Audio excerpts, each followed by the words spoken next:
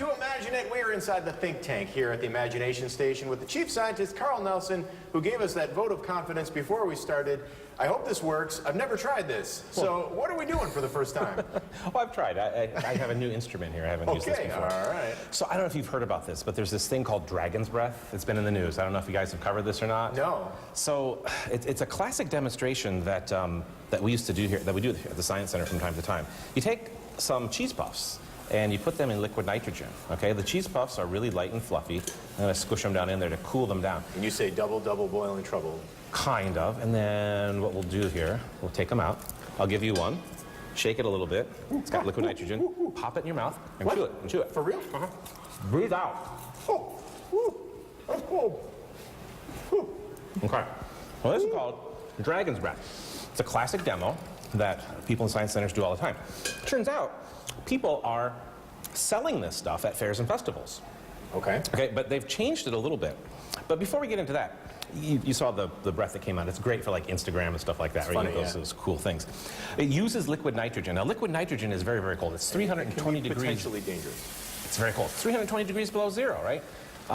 It's always boiling. If I take, you know, a flower, another classic sort of demonstration, you stick it in the liquid nitrogen, the water inside the petals are going to freeze and turn into ice, okay? So these petals are still room temperature. This crackles like glass or like ice because it is. Yeah. We've frozen the water inside the flower, okay? So one thing, like you said, it's very cold, so it's very dangerous that way. The other thing, we'll clean that up later. The other thing that happens to it is that it's always boiling, which is a crazy thought when you think about something that is 320 degrees below zero. So it's always changing from a liquid to a gas. If I put some in this test tube and then close the test tube with a balloon, the balloon will begin to inflate.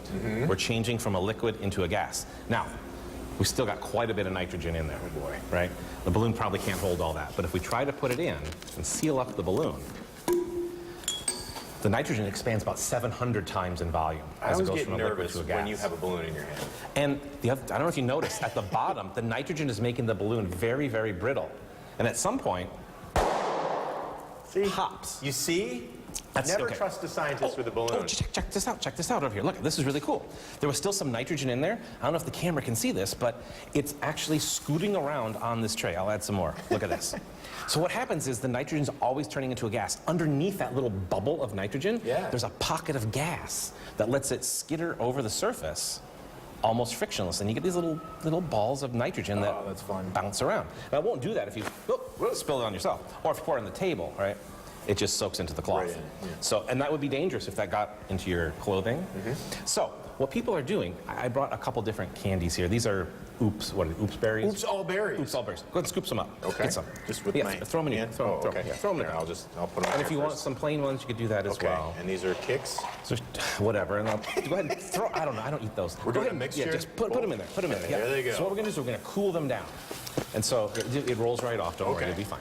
All right. So what's going to happen is we're going to cool these down. Now, the danger here, some people have reported that when they go to a fair and festival and they get this stuff, there might still be a little liquid nitrogen left in the bottom of the cup.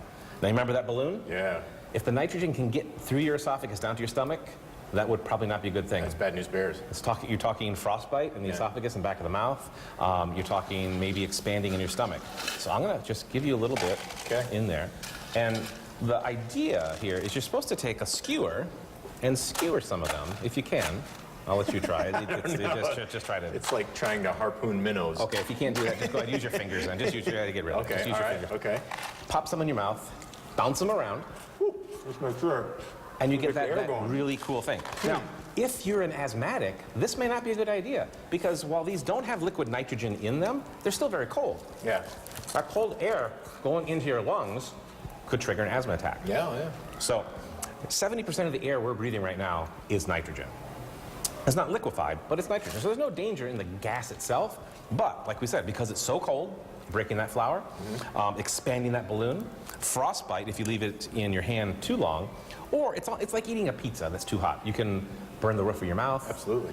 teeth. Yeah. So All right. just use caution if you are going to enjoy the dragon's breath. Lessons learned here at the Imagination Station, but you can come on down and enjoy Carl eating dragon's breath. This is what he feeds on, and the feeding times are posted on their website.